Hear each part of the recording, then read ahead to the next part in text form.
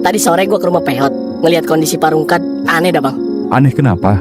Ya aneh banget pokoknya. Bengong, pandangan kosong, ditanyain gak nyaut. Stroke kali, Dot. Kagak bang, kalau orang stroke mah gue tahu. Ini mah bukan, pokoknya aneh dah. Faktornya sih banyak, Dot. Namanya habis kejadian kayak kemarin, bisa jadi mentalnya kena. Nah, gue ngelihatnya kayak gitu tuh, kayak orang gangguan jiwa. Apaan sih gangguan jiwa? Itu bu, Parungkat, keadaannya kasihan deh bu. Bengong, ditanya juga diem aja. Tapi kan gak bisa langsung nyimpulin gitu Dot. Harus didiagnosa dulu, baru boleh diponis. Bener, Dot. Ada kemungkinan juga dia tegang sarafnya, karena habis kena tekanan tinggi. Iya, tapi gak boleh asal nyimpulin gitu ah. Kasihan orangnya nanti. Ya, terus aku sebagai teman harus gimana bu? Lihat muka si Peot aja udah lesu banget. Kasihan bu, coba besok kita main ke rumahnya ya. Iya, Dot. Besok gue juga mau jenguk deh sekalian. Ya udah deh. Ya udah, sekarang aku mau tidur dulu. Ngantuk banget. Ya, ya.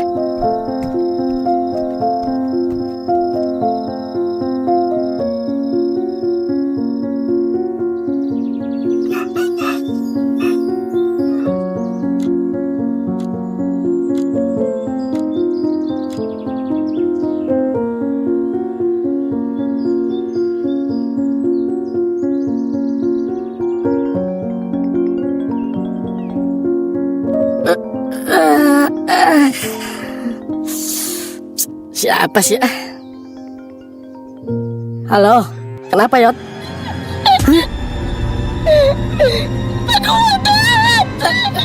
Kenapa Bapak lu Yot?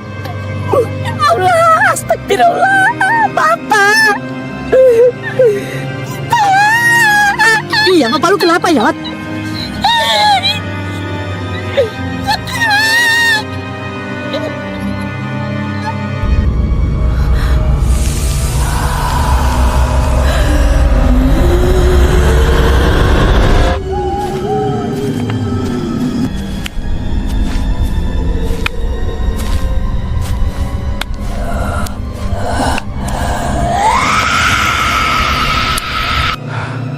Lu kenapa sih?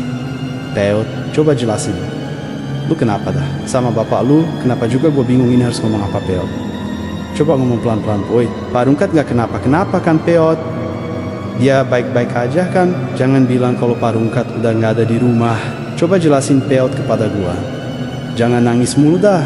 Gue gak bisa denger dan gak tahu apa yang terjadi sama lu juga di sana deh Peot. Papa gua Dot, tolongin gua Dot. Papa gua Dot, gua gak tahu harus ngomong apa sama lu. Gua gak sanggup bilang sama lu. Dah Dot, jadinya lu datang aja ke rumah sekarang ya Dot.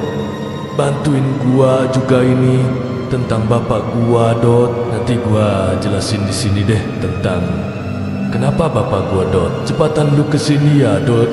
Sekarang banget deh. Gua perlu bantuan lu deh, Dot. Ini gak bisa ditunda-tunda lagi deh. Dot, lu mau kemana, Dot? Pagi-pagi kayak gini. Udah mau keluar rumah aja. Masa mau nongkrong pagi-pagi kayak gini sih, Dot? Mending lu makan dan sarapan dulu dah. Itu ibu lu udah nyiapin makan buat kita sarapan deh. Ini masih pagi banget loh.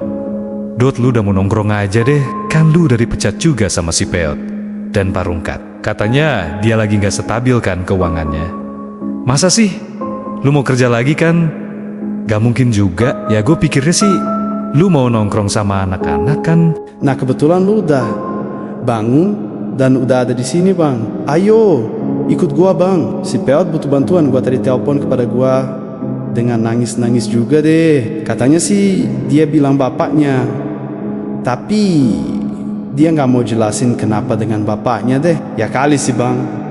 Gua udah bangun kayak gini buat nongkrong doang, gak mungkin juga. Iya nanti aja deh bang, makan dan sarapannya. Mending lu ikut sama gua ke rumahnya Parungkat deh sekalian.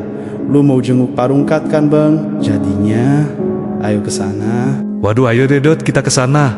Takutnya Parungkat kenapa-kenapa deh. Kan kata lu juga Parungkat ngelamun terus. Gua takutnya Parungkat ada apa-apa gitu. Jadinya, ayo deh, kita berangkat ke sana. Nanti gue bilang sama ibu lu dulu ya. Takutnya nanti dia mencari kita pagi-pagi gini udah pada nggak ada dan marah lagi deh. Lu keluarin motor dulu ya Dot. Kenapa sama tusuk konde ini?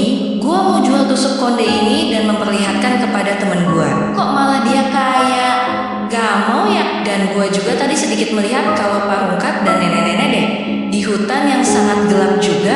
Apakah benar itu Pak Rungkat atau hanya imajinasi gua aja? Tapi kenapa sampai memperlihatkan kepada gua ya apa yang sebenarnya terjadi sama tusuk konde ini? Apakah tusuk konde ini keramat dan gak mau dijual juga deh? Waduh, bahaya ini. Siapakah nenek-nenek yang bersama Pak Rungkat itu? Apakah itu adalah neneknya si Karto yang dibilang sama si Aldo ya? Tapi sih gua gak bisa lihat jelas juga kalau itu Pak Rungkat atau bukan juga deh. Soalnya itu sangat-sangat gelap deh. Dan bajunya sih sama kayak Pak Rungkat, pas Kismin kayak gitu. Tapi kenapa nenek-nenek itu membawa Pak Rungkat ya? Dan kenapa nenek-nenek itu pasti akhirnya marah kepada gua harus kasih tahu si Aldo tentang ini. Jadinya kenapa Peot dengan bapak lu? Kenapa sama Pak Rungkat Peot? Coba ceritakan dan jelaskan kepada gua dah. Gua sampai panik bener denger lu nangis dan bilang Pak Rungkat kayak gitu. Gua takutnya kenapa Pak Rungkat. Jadinya gua ajak Bang Topan buat kesini sekalian dia mau jenguk bapak lu deh. Gua gak tahu harus jelasin kayak gimana. Ayo kita ke kamar aja, Dot. Bang Topan lihat keadaan bapak deh di sana. Soalnya bapak gak bangun-bangun juga di sana.